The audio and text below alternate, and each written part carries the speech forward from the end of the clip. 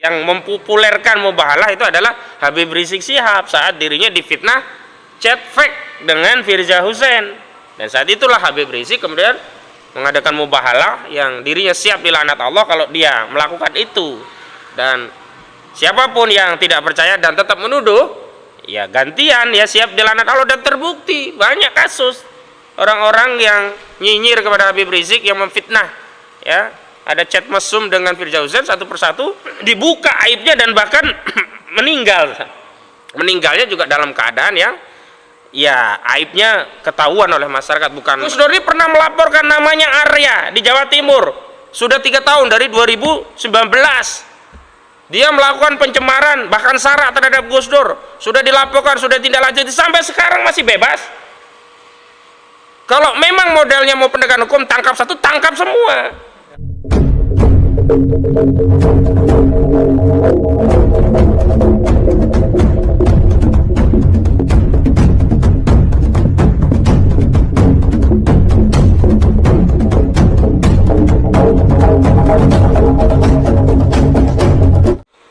Bismillahirrahmanirrahim. Assalamualaikum warahmatullahi wabarakatuh. Waalaikumsalam warahmatullahi wabarakatuh. Alhamdulillah, alhamdulillahi rabbil alamin. Hamdan katsiran kama amar ahmaduhu wasykuruhu wastaghfiruhu. Asyhadu an la ilaha illallah wa la syarikalah. Asyhadu anna Muhammadan abduhu wa rasuluh. Allahumma shalli ala Muhammad, Allahumma shalli alaihi. Pemirsa dan jamaah sekalian yang dirahmati oleh Allah Subhanahu wa taala. Pada mulanya kami tim kuasa hukum juga terheran-heran begitu. Bagaimana mungkin konten mubahalah yang isinya adalah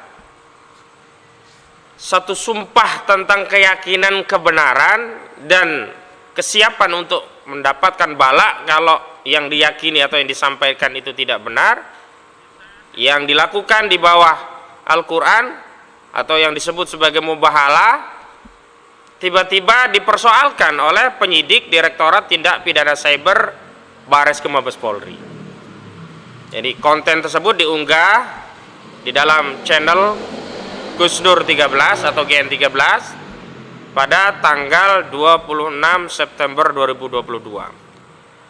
Tiba-tiba Gus Nur ditangkap dan ditahan di tanggal 13 dan 14. 13 dipanggil, diperiksa, jadi tersangka, ditangkap dan ditahan. Sejak 14 Oktober 2022 sampai hari ini, jadi sudah lebih dari 1 bulan ini ya, Gus Dur ditahan di rutan Bareskrim Mabes Polri. Yang pertama, Gus Dur ditersangkakan dengan pasal 156A KUHP, pasal penodaan agama. Pasal yang dulu pernah menjadikan Ahok dibui 2 tahun gara-gara terbukti melakukan penodaan agama. Kalau Ahok wajar karena dia masuk ke ranah akidah umat Islam padahal dia tidak beragama Islam. Kemudian membuat seruan jangan mau dibodoh-bodohin oleh surat Al-Maidah, padahal Al-Quran itu kalamullah, pasti benar. Jadi tidak ada satupun ayat di dalam Al-Quran itu yang salah. Tapi kenapa Ahok yang non muslim berani menfitnah Al-Quran dan menyeru kepada kita jangan mau dibodoh-bodohi dengan surah Al-Maidah. Tapi kalau Gus Nur, saya sampai hari ini juga bingung, kok bisa bermubahalah? Yang saat itu sebenarnya yang bermubahalah bukan Gus Dur. Gus Dur hanya membimbing mubahalah seseorang yang meyakini ijazah Presiden Joko Widodo palsu. Dan orang ini sudah pernah masuk penjara 3 tahun, keluar setelah menjalani 2 tahun setengah, tapi tetap menyampaikan bahwa ijazah itu palsu. Nah, karena itulah Gus Dur kemudian meminta keyakinan kalau benar ya Anda ini temuan daripada ijazah itu benar-benar palsu, berani nggak mubahalah? Nah, maka Bambang Tri tadi menyanggupi mubahalah.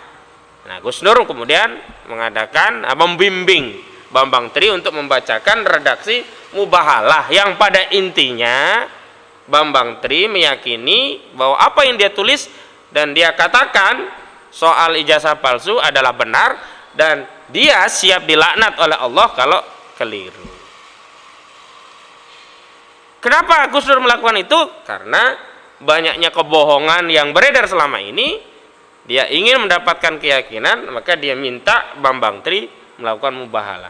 Nah, mubahalah ini kemudian dijadikan kasus penistaan agama. Makanya pada tanggal 17 atau 18 hari Kamis yang lalu ya Ustaz Salman ya, kita mendatangi Majelis Ulama Indonesia untuk cari tahu apakah benar ada ahli dari MUI yang sudah ditunjuk untuk memberikan keterangan di Bareskrim Mabes Polri, khususnya Direktorat Tindak Pidana Cyber, yang memberikan deskripsi bahwa mubahalah itu adalah penodaan agama. Sebab dalam kasus penodaan agama, unsur menodai atau tidak itu harus dibuktikan dengan adanya keterangan ahli. Ahli tersebut adalah ahli agama. Kalau ahli agama Islam harus berasal dari representasi umat Islam. Dalam hal ini MUI. Sama persis seperti kasus Ahok. Dulu Ahok itu ahli agamanya dari MUI. Bahkan ketua MUI saat itu ya Kiai Maruf Amin juga dihadirkan sebagai saksi representasi MUI untuk memberikan keterangan tentang fatwa keagamaan yang sudah dikeluarkan MUI terkait pernyataan Ahok di Pulau Seribu yang menyatakan jangan mau dibodoh-bodohi oleh surat Al-Maidah itu gitu. Sebab sebelumnya penyidik sudah kita ingatkan ini keliru, ini berbahaya kalau diteruskan, dan harus ada ahli dari MUI. Menurut penyidik infonya sudah berkoordinasi dengan MUI. Maka kita kemarin sudah minta, tapi belum sempat ditemui. Intinya dua hal, yang satu tanya apakah sudah ada ahli yang ditunjuk dari MUI, yang kedua tolong Majelis Ulama Indonesia sebagai wakil kita dalam hal ilmu-ilmu agama yang lebih fakih daripada kita untuk memberikan fatwa tentang mubahalah, agar kelak tidak ada lagi penyidik yang keliru. Wong ajaran Islam kok dianggap penistaan agama. Kalaulah keliru praktik mubahalahnya, tetap saja tidak boleh dikriminalisasi. Misalnya rukunnya belum terpenuhi, karena mubahalah itu harus dua pihak. Yang dilakukan Gus Dur baru satu pihak. Orang yang dituduh berijazah palsu, Saudara Joko Widodo belum dihadirkan, misalkan begitu. Tetap saja tidak bisa dianggap ini sebagai penodaan agama. Karena mubahalah itu sudah banyak ya dilakukan, dan yang terkenal tentu yang pertama kali yang mempopulerkan mubahalah itu adalah Habib Rizik Syihab saat dirinya difitnah chat fake dengan Firza Husein. Dan saat itulah Habib Rizik kemudian mengadakan mubahalah yang dirinya siap dilaknat Allah kalau dia melakukan itu. Dan siapapun yang tidak percaya dan tetap menuduh, ya gantian ya siap dilaknat Allah. Dan terbukti banyak kasus orang-orang yang nyinyir kepada Habib Rizik yang memfitnah, ya ada chat mesum dengan Firza Husein, satu persatu dibuka aibnya dan bahkan meninggalnya juga dalam keadaan yang ya aibnya ketahuan oleh masyarakat, bukan meninggal secara husnul khotimah ibaratnya begitu. Nah, yang kedua, Gus Dur juga dipersoalkan dengan pasal 28 ayat 2 Undang-Undang ITE. Kemudian yang ketiga pasal 14 dan 15 Undang-Undang Nomor 1 tahun 1946. Ini pasal-pasal karet. Pasal-pasal yang sering digunakan untuk menjerat para aktivis. Pasal 14 ini yang dulu digunakan untuk ya menjerat Habib Rizik Syihab pada kasus Rumah Sakit Umi. Tuduhan mengedarkan berita bohong yang menerbitkan keonaran, yang gara-gara menyampaikan alhamdulillah saya sehat ya, mudah-mudahan ke depan lebih baik, dianggap mengedarkan kabar bohong dan kemudian kena 2 tahun. Ini kan pasal yang sebenarnya tidak pernah hidup di zaman, bahkan ya di Orde Baru itu tidak ada orang ditangkap dengan pasal 14. Zaman SBY nggak ada nih pasal 14, 15 Undang-Undang Nomor 1 1946. Orang kalau ada bohong ya biasa sajalah, itu moralnya kurang bagus saja begitu, kemudian tidak ditangkap karena mengedarkan kabar bohong. Tapi di era rezim ini banyak aktivis yang ditangkapi dengan tuduhan mengedarkan berita bohong. Sementara kebohongan rezim, bohong yang tidak akan import, ya, bohong yang ya dolar 10.000 rupiah, bohong di kantongnya ada data 11.000 triliun, toh tetap juga tidak ditangkap gitu. Harusnya kalau hukum itu equality before the law, ya harusnya ditangkap. Yang kedua, kalau yang dimaksud bohong itu adalah ijazah palsu, kan itu juga sudah digugat. Tapi ketika ijazah itu digugat, Justru Bambang Tri ditangkap, Gus Nur juga di penjara. Dan kasus mengedarkan sara ya, suku apa yang kemudian tersinggung dengan mubahalah? Agama apa yang kemudian tersinggung dengan mubahalah? Ras apa yang merasa tersinggung dengan mubahalah? Antar golongan apa yang kemudian merasa ya mubahalah itu menebarkan kebencian dan permusuhan terhadap individu atau kelompok masyarakat? Kelompok masyarakat apa? Suku apa? Agama apa? Ras apa? Antar golongan apa? Semua ini dipaksa saja itu. Yang penting kena pasal 28 Undang ITE apa? Menyebar sara.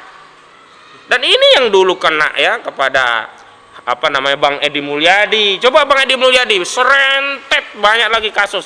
Akhirnya terbukti hanya apa?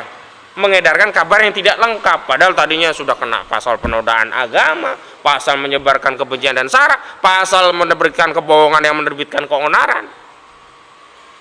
Jadi di tingkat penyidikan ini kerjaan Direktorat Tindak Pidana Cyber yang penting semua pasal dikumpulin gitu loh. Terserah nanti terbukti atau tidak. Padahal orang sudah ditangkap dan ditahan dulu gara-gara ada penyematan pasal-pasal tadi gitu. Dan yang paling berbahaya tentu pasal penodaan agama. Makanya tadi kami ke Barreskrim Mabes Polri, seyoganya kita pengen ketemu langsung dengan Pak Kapolri, tapi karena jadwalnya sibuk, kita baru mengirimkan surat permohonan audiensi. Untuk apa? Untuk menyampaikan apa sih mubahalah itu dan apa dampaknya kalau mubahalah itu dikriminalisasi. Jangan sampai Kapolri hanya dapat laporan dari anak buah, oh ini nggak apa-apa Pak, ini mubahalah bisa kita kenakan pasal penodaan agama, oh ini memenuhi unsurnya. Padahal bahaya, mubahalah kok dianggap kejahatan. Mubahalah kok dikasuskan dengan pasal penistaan agama. Apalagi Kapolri sebenarnya sudah pernah mengeluarkan ya Perkapolri nomor 8 tahun 2021 tentang penyelesaian perkara dengan pendekatan keadilan restorasi atau JR, Justice Restoratif ya. Yang intinya di dalam proses penyelidikan ya kasus ini kalau bisa jangan menggunakan pendekatan pemidanaan, yang penting pemulihan. Nah pertanyaannya siapa yang kemudian dicela dengan mubahalah Gus Nur? Apa Presiden Joko Widodo? Tidak juga, yang lapor itu bukan Joko Widodo.